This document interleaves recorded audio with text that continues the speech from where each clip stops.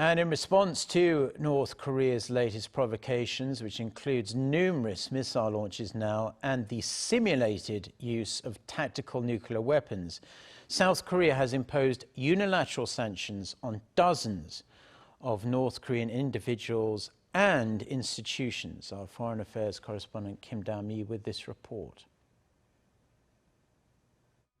For the first time in 5 years, Seoul has slapped fresh sanctions on North Korean individuals and institutions related to the regime's nuclear and missile development program.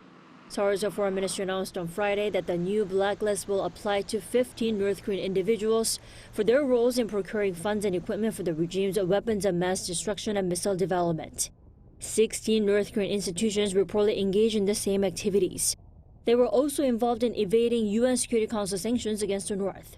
That means that prior permission from the Financial Services Commission and the Chief of the Bank of Korea will be required in order to conduct a foreign exchange or financial transactions with those who were sanctioned.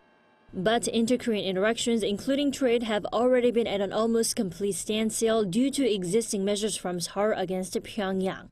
Already in place is the so-called May 24 measures from 2010, when the South pressed ahead with sanctions that prevented economic relations with the North in response to the sinking of RKS Cheonan that resulted in the death of 46 sailors.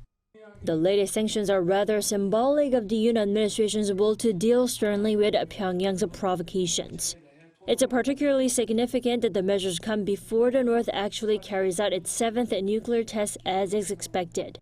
Meaning, on top of a military response such as boosting extended deterrence capabilities, South Korea also appears to be aiming at elevating diplomatic pressure on the regime.